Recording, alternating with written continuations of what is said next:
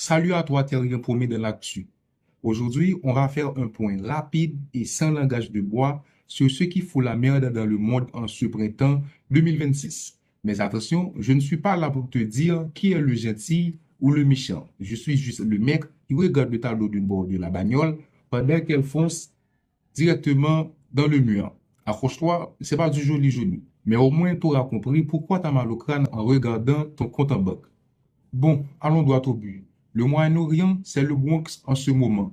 Et c'est un face-à-face entre les États-Unis et l'Iran qui a mis le feu aux poudres. T'as le vice-président américain J.D. Vance qui est allé aux négociations au Pakistan pour dire texto aux Iraniens. On négocie pas, vous capitulez. Autant te dire que le dialogue, il est aussi fluide que constat d'accident entre un piéton et un 38 tonnes.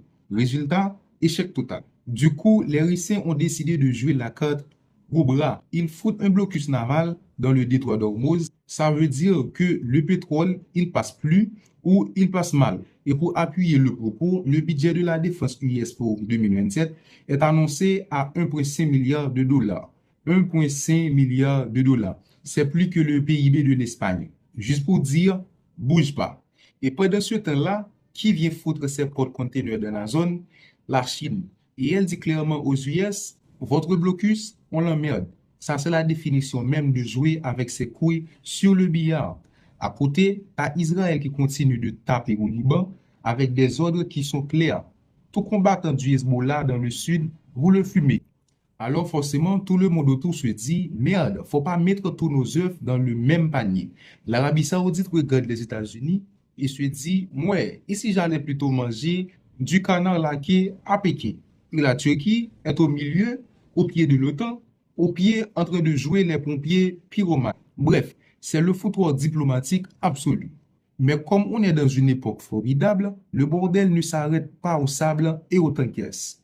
En Asie, le premier ministre espagnol Pedro Sánchez s'est pointé à Pékin pendant que les États-Unis regardent ailleurs. L'Europe file doucement des petits billards doux à la Chine. L'Inde de son côté transforme une île paumée, Godikoba, en forteresse militaire de luxe. Ils appellent ça carrefour maritime stratégique. Moi, j'appelle ça ne pas se faire marcher sur les pieds quand la mer de Chine sera en évolution. En Europe et aux US, l'ambiance est électrique. La première ministre italienne, Meloni, a osé ouvrir sa bouche pour critiquer une vanne de Trump sur le nouveau pape Léon XIV. Résultat, froid diplomatique entre Rome et Washington. On parle du Vatican, d'Italiens et d'Américains qui s'engueulent. On se croirait dans une mauvaise série de HBO. L'Afrique, elle, profite du merdier énergétique. L'Europe, qui a soif de gaz et de pétrole parce que le Moyen-Orient est mouché, lui fait des yeux doux. Terminer l'aide au développement avec des bons sentiments. Maintenant, c'est, tu as du gaz, ok, on est pote. C'est au moins la main. Et l'Amérique latine, Trump rêve d'un grand espace de sécurité de la taille du continent. Il appelle ça la Grande Amérique du Nord. Concrètement, ça veut dire on surveille tout du Greenland jusqu'au Panama et vous fermez vos gueules. Et nous, là-dedans, pauvres mortels, bah on trinque sur le prix de l'essence et des pâtes. Le FMI, les mecs qui comptent les sous, annonce que la croissance mondiale va piquer du nez à 3,1% cette année et que l'inflation va nous pourrir la vie. Merci qui? Merci la guerre. Côté alliance militaire, l'OTAN est sur la corde raide. Trump menace de se barrer et de bouger les troupes stationnées chez les alliés qui ne sont pas assez sympas. C'est un peu comme si le videur de la boîte de nuit menaçait de laisser rentrer tout le monde pour punir le patron. Pratique, voilà. Est-ce que c'est la fin du monde? Non. Est-ce que c'est une belle période pour vivre le peinard? Non plus.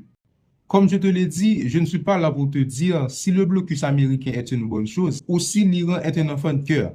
Je suis là pour te dire que le plateau de jeu est en train de trembler très très fort et que toutes les pièces bougent en même temps. Si tu as compris que le prix de ton plein d'essence dépend maintenant d'une engueulade entre J.D. Vance et des moulins et d'un bateau chinois qui joue à je te tiens, tu me tiens par la bichette avec la Navy, alors cette vidéo a rempli son office. Garde la tête froide, ton portefeuille au chaud et à la prochaine pour un nouveau tour de ce putain de manège géopolitique. Salut!